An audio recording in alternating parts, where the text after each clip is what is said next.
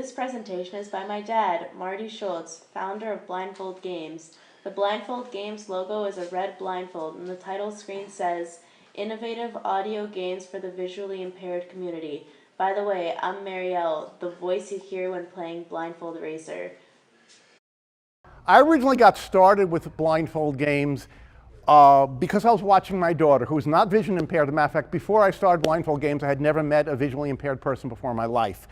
My dad is in the front of the room speaking to a group of veterans at a Blinded Veterans Association meeting with their sign behind them. To his right is a monitor showing slides used in the presentation. And what I know is my daughter, when she was 11 years old. Now we see two photos of me when I was much younger, cutting a birthday cake and in a store wearing a panda hat.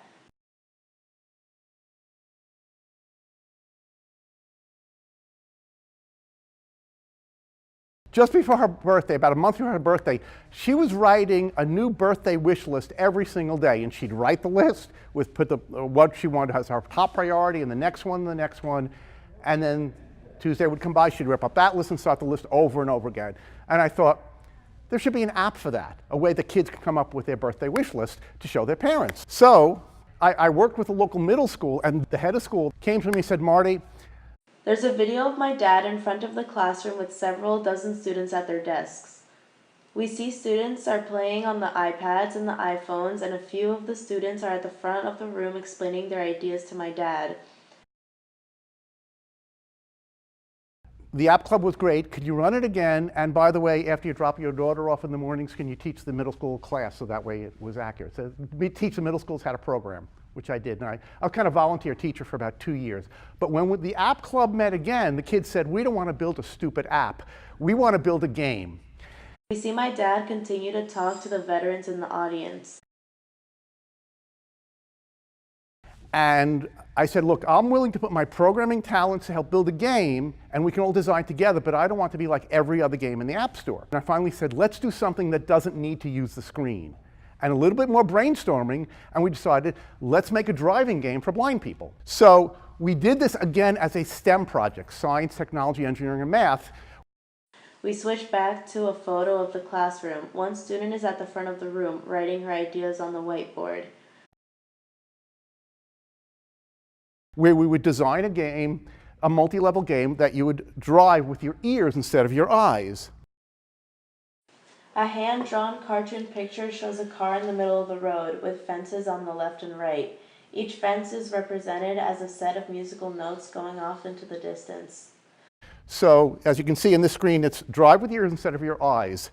And the general way it works is if the music, you steer your car with the iPad steering right and left, just like it's a steering wheel. We see my dad holding the iPad like a steering wheel, turning it left and right. If you drive too far to the left, the music gets louder in your left ear. If you drive too far to the right, the music gets louder in your right ear, and then you turn back. Another cartoon picture shows the car near the right fence with an arrow pointing to the left, and shows someone's hands tilting their iPad to the left. And then you aim for prizes, noisy prizes like popping popcorn, and avoid obstacles like barking dogs. In the last cartoon picture, we see treasure chests and a cow, a horse, and chickens in the middle of the road. The musical fences are on the left and right. So I arranged for teens to come into the Miami Lighthouse for the Blind. The teens started playing it with their earbuds in and driving, and for the next 2 hours they were totally engrossed in this game. Okay. And there was a 16-year-old girl who had been blind since birth. We see my dad continue his talk with several veterans watching and listening to him. And she was playing the game and having a great time. And then when I kind of debriefed her afterwards, she said, I can't wait to play with my sighted friends. I'm going to so beat their butt. So somebody set me up at the Perkins School of the Blind. We switch to a video titled November 2014. Students try Blindfold Racer at the Perkins School. We see several visually impaired teens sitting on the couches and the floor wearing headphones, holding their iPad in front of them, tilting it left and right. To test it out with their teens, doing Blindfold Racer at Perkins School. Let's go! One teen boy is smiling, listening attentively, moving his head from side to side and laughing. Come on! Get over the brick wall! Come on! I'm still on level Another teen boy in sunglasses talks to the camera. 21.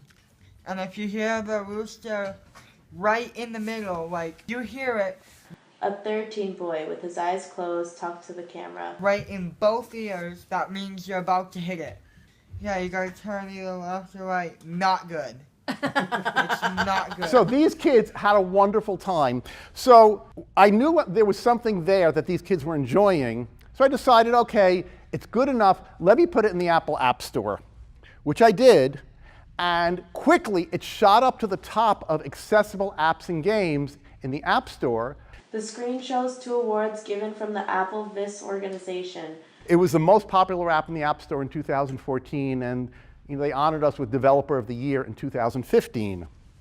Having built that game, I start hearing from literally hundreds of blind people across the world who came back to me and said, can you build this, can you build that? But before I wanted to get into any of what games more to build, I decided on one of my trips up to Boston to visit with somebody who said, can you stop by the Carroll School for the Blind and talk to me in person?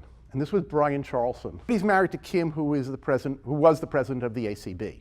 We see a photo of Brian Charlson with his title, Director of Technology, Carroll Center for the Blind.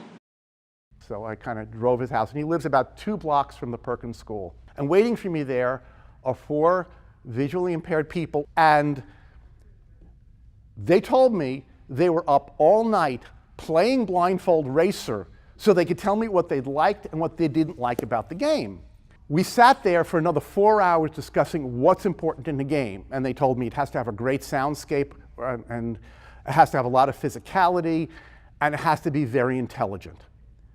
And at that meeting, We see a photo of Brian with the logo for Blindfold Cryptogram, a photo of Kim Charlson with the logo for Blindfold Solitaire, and a photo of Judy Dixon with the logo for Blindfold Sudoku. Each logo is based on a game, with a red blindfold in the center. For example, the Solitaire logo is 4 aces spread out slightly with the red blindfold in the middle. Kim said, can you make a solitaire game for me? Then her husband, Brian, said, can you make a cryptogram game for me? So I started working on those games. I met Joanne Becker. Now we see a photo of Joanne Becker with the logo for Blindfold Blackjack, a photo of Anna Dresner with the logo for Blindfold Bowling, and finally a photo of Ken Downey with the logo for Blindfold Hopper. She loved blackjack, so she asked me to make a blackjack game. Then I heard from Anna Dresner. She said, can you make a bowling game? Then I heard from Ken Downey. He said, can you do a video game like Frogger? Well, that's really hard, but I did an equivalent one called Hopper. So at this point now I had 6 games. And across all the games, I was starting to do casino games, action games, card games like solitaire, and puzzle games. So where that's led to now, here we are 4 years later, because I started this all in 2014. So at this point now, This is a slide with the logos for many blindfold card games. I have about almost a dozen card games. So you name a card game, it's probably in there, whether it's solitaire or rummy or hearts or Crazy 8 or Uno or Skibo. All those games are in there. Casino games.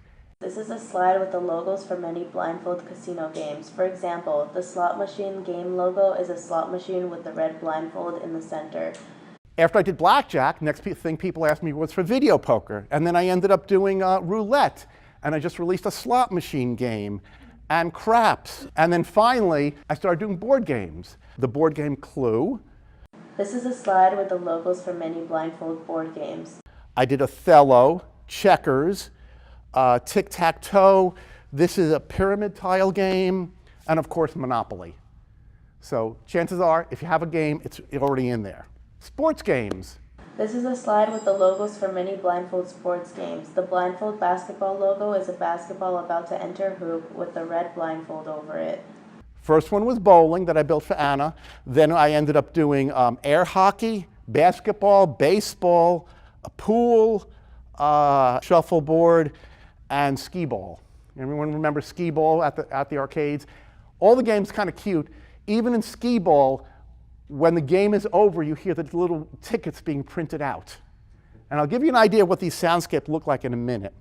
TV game show games. There was a lot of demand for those, and I'm always doing one about every 4 or 5 months. This is a slide with the logos for many Blindfold TV game show games. Do you want to be a millionaire? Jeopardy, Wheel of Fortune, Name That Tune, Family Feud. It's all in there. Action games. Okay, this is really interesting. I would try to look for video games and figure out how to make an audio equivalent of the video game. Like in Pong or something like that, your head is the paddle, and you kind of hear it. So you move your phone left and right.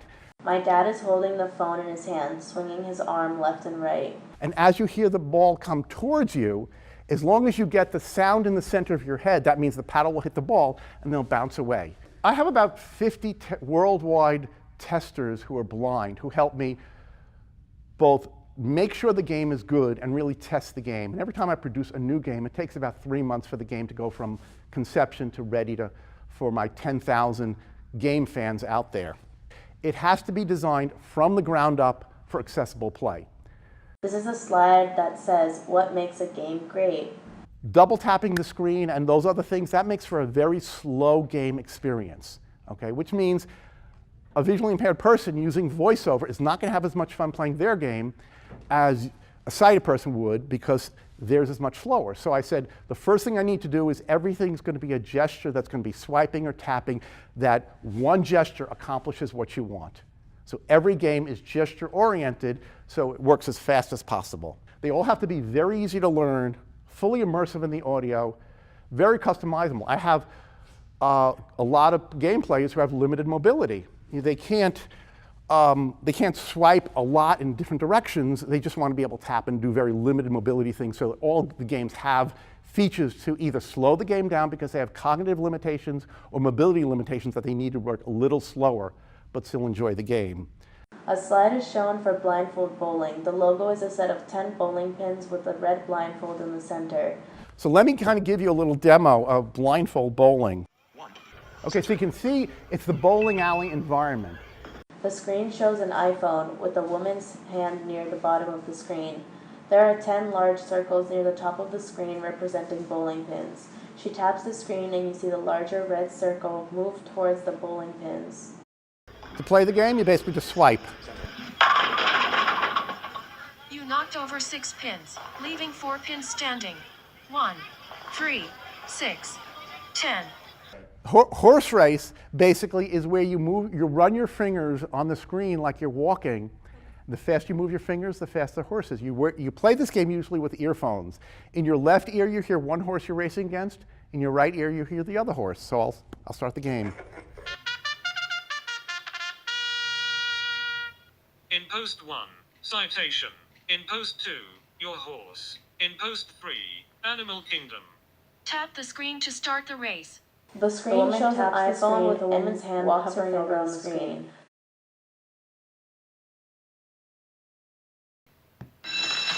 And they are off. So what I'm doing is I'm racing my fingers along the screen, and you can hear how my horse is going faster and faster. My dad starts playing blindfold horse race by walking his fingers on the screen of his iPad. And as I slow down, stop, my horse is simply walking. So let me go a little into the science behind this. This is a slide that is titled The Science, Consistent User Experience. The main menu screen of 3 different games are displayed, showing similar layout. Every game of the 80 games has the same user interface, which means the experience is very consistent across all the games. The main menu, the setting screens, the help screens, all the same, and even the gestures in most of the games are all identical.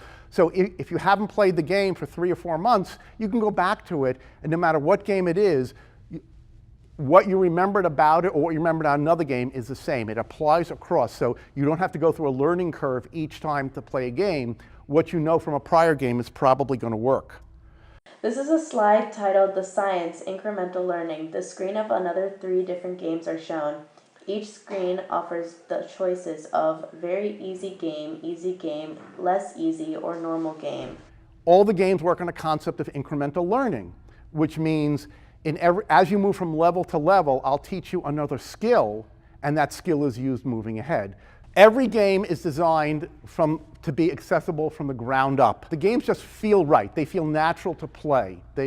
Another slide is shown titled The Science, Tactile and Auditory Processing. You're never slowed down. And the gestures match the game design, so whether it's solitaire or baseball or a word puzzle, you're never searching for a button. Everything is just there ready to be played. Okay, another slide is shown titled The Science, Physicality. We see two pictures. The picture on the left is a cartoon bear sitting in a revolving chair, swinging left and right, and on the right, a woman's finger touching an iPad screen. It's a lot of physicality to some of the games. So when you're playing Pong or some of the other action games, you can actually sit in a chair, and by swinging your chair left and right, you can move what's happening in it. Or you can simply move the phone by moving your arm. Or if you have more limited mobility, you can set it to just have your finger operate the screen. Another slide is shown titled Blindfold Games Today. At the bottom of the slide, it reads, Most responsible for blind people wasting time. At this point, like I said, about 10,000 people worldwide play the games. Average game player plays for about 30 minutes every day across some game. Several of the games now are being used by teachers of visually impaired and vision rehabilitation therapists. We have a new slide shows the logos for 6 games with the title, How the Games Are Used by Teachers of the Visually Impaired and Visual Rehabilitation Therapists. Bop Gesture. That was a collaboration with the Braille Institute. They were starting to see more and more seniors get familiar with mobile phones, not understand how to use these phones, being scared of them, and certainly not understanding voiceover gestures. So we said, let's build a game that's fun like the game Bop It, that a lot of times you'll see at the schools for the visually impaired, but make it with gestures. So in the simplest version of Blindfold Bop Gesture, it simply tests you on 2 different gestures, tapping and swiping. And every time you swipe correctly, it gets a little faster. So it'll say tap, tap, swipe, swipe. And then it goes tap, tap, tap, swipe, swipe. As you move from level to level, it starts adding now swipe up, swipe down, tap left, tap with 2 fingers. It keeps getting faster and faster as you move from level to level until you're finally at the highest level where you've learned enough gestures to even operate the rotor in VoiceOver. Again, I have a lot of different games, some for sonification and auditory processing, some for fine motor control, a lot for orientation and mobility. Every game runs on both the iPhone and the iPad. The last slide shows the website address and how to reach my dad via email, which is marty@blindfoldgames.org. Just visit blindfoldgames.org. Thank you.